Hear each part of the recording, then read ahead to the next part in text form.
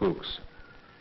It's just another word that soldiers use, a slang expression they invented to keep them from looking too closely at the people.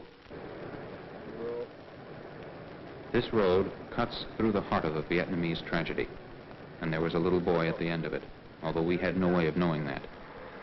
Driving from Da Nang to Quang Ngai, we could see what 25 years of war had done to this land and to these people.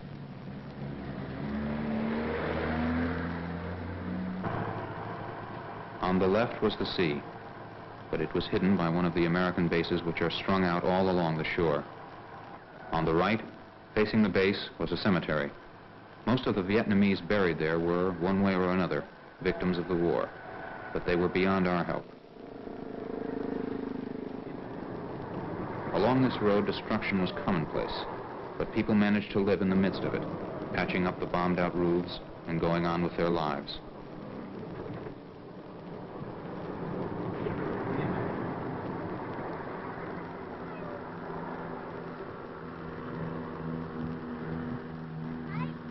We stopped at a refugee camp.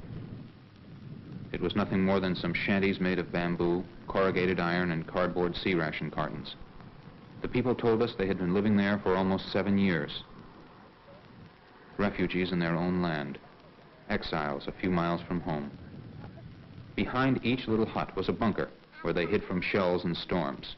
The camp is often under attack, and typhoons come every year. Long, our interpreter, struck up a conversation with a wounded Vietnamese soldier, one of the few young men we saw. Most Vietnamese men between the ages of 18 and 40 are in the army. We didn't know what he was doing in the refugee camp. He didn't say. He was just there. So were 2 other young men in black pajamas. They just watched us. For the most part, there were only old men, women, and children. The government had moved them here from 5 villages a short distance away by the sea.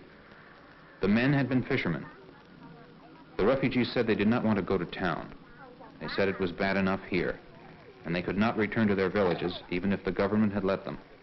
The ground between them and their houses was full of mines and unexploded grenades and shells, so they stayed here. The laughter of the children as they went about their work was the only beautiful thing in this dreary camp. But it was a little sad also. The children were happy, we realized, because they didn't know any better. They had been born during this war, and this was the only life they could imagine. Bombing, terrorism, refugee camps. That was the way life must be. To them, all this was just normal. All in all, it's a strange situation. The refugees in this civil war are being protected from their own people, their neighbors, cousins, perhaps even fathers and brothers, who are the local Viet Cong. But the barbed wire, 50 yards deep, seems designed to protect the military outpost, not the refugee camp. Actually, the camp is protected by nothingness. It was placed in the middle of nowhere so that Viet Cong could be seen crossing the open spaces. But then, Viet Cong usually come in the night, and the bamboo stakes around the camp don't do much good then. Actually, there is no real protection for any civilians in this area. The Viet Cong have the run of the countryside outside the military bases.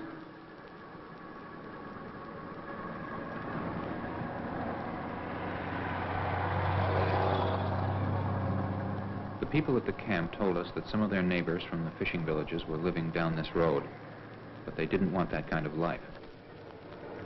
We began to understand what they meant.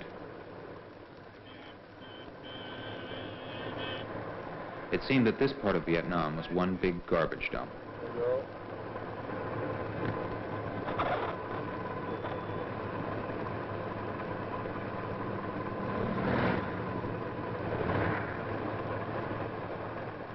Garbage.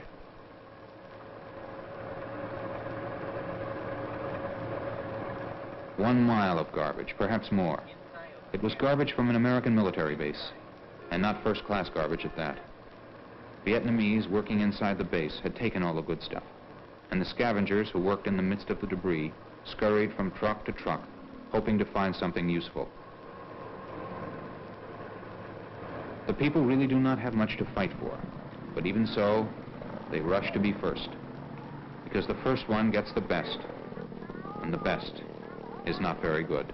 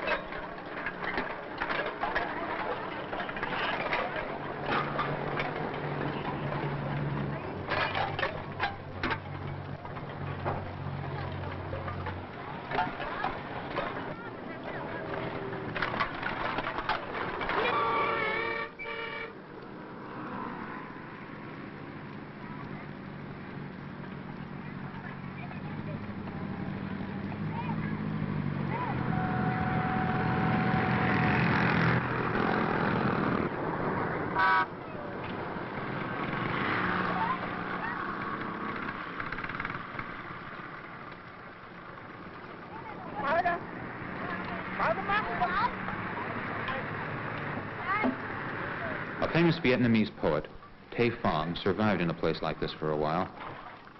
He wrote a poem about it called Suburban Refuse. One line goes, "I felt I was becoming myself, a piece of garbage."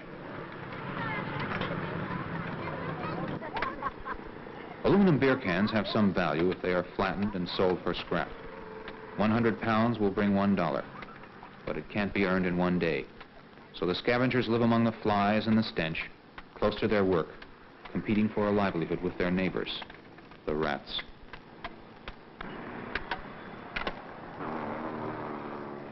People around here do not use terms like Gook or Mr. Charlie. Instead, they talk about the people they know on the other side of the Civil War. People exactly like themselves who happen to believe in something else.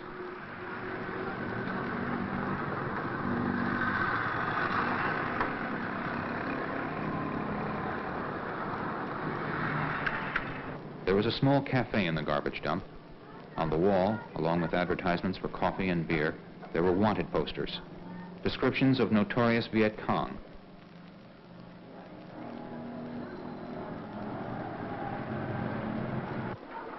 Long, our interpreter, read them aloud.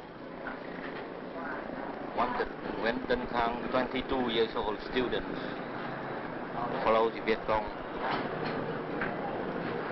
These wanted men had no criminal records, no mugshots on file.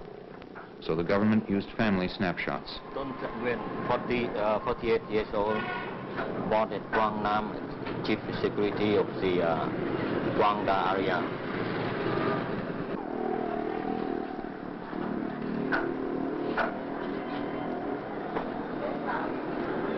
Nguyen Văn Lai, 40 years old,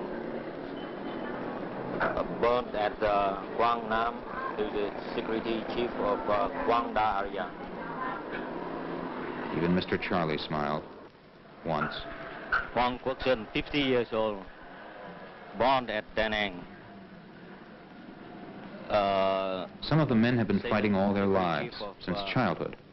They don't know anything else, except war. Old, born at Hoi An, Quang Nam.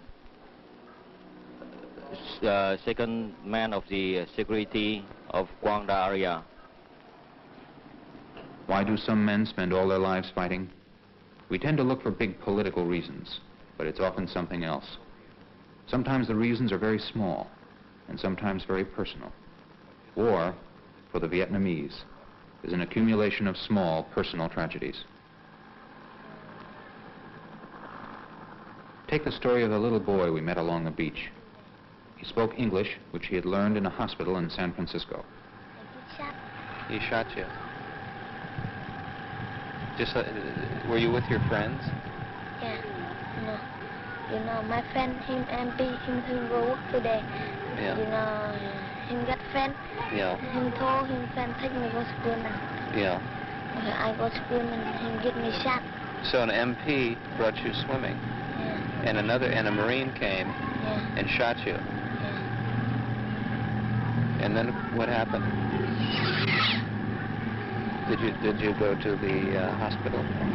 Yeah. Where? Hospital ship. The ship. You went to the ship.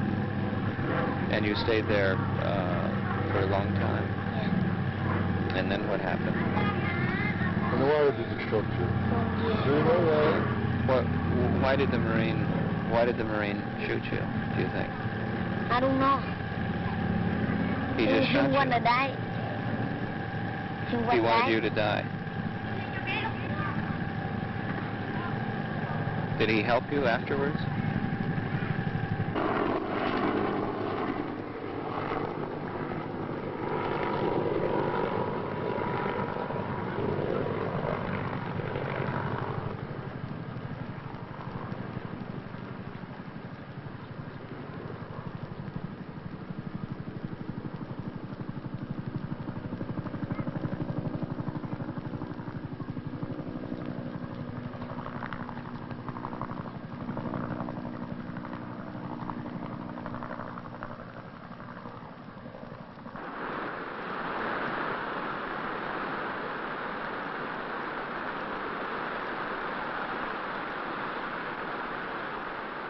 His name is Tan.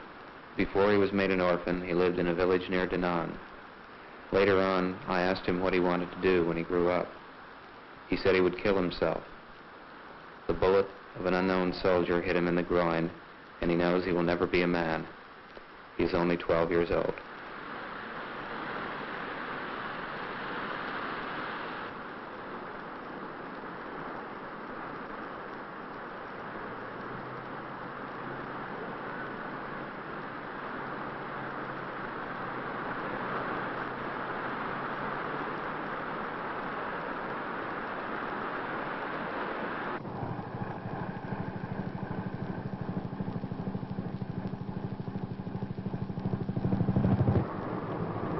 On the road to Quang Ngai, military convoys are often ambushed.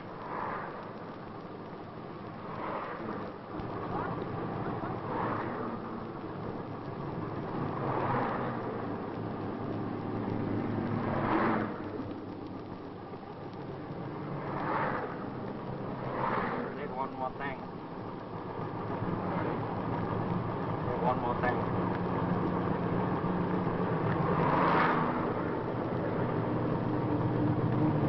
Drivers go as fast as they can and hope they will not roll over a mine. They stop only when forced, so they don't offer too much protection to the civilians.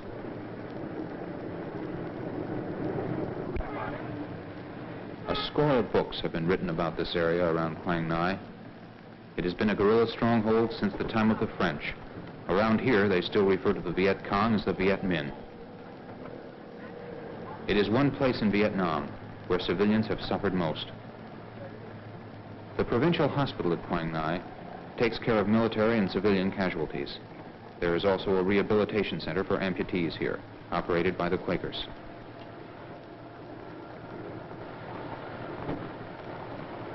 Dr. John Champlin of Children's Medical Relief International and his Vietnamese counterpart, a social worker named Le Nguyen, came here to look for children.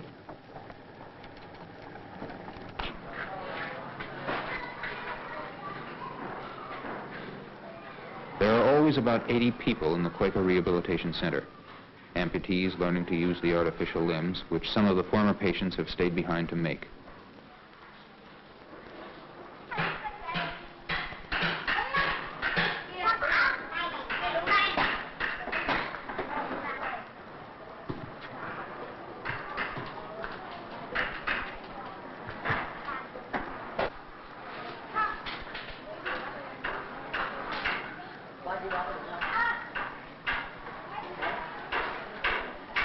Champlin and Le Nguyen had come here to hold interviews and examine children who might be helped by CMRI.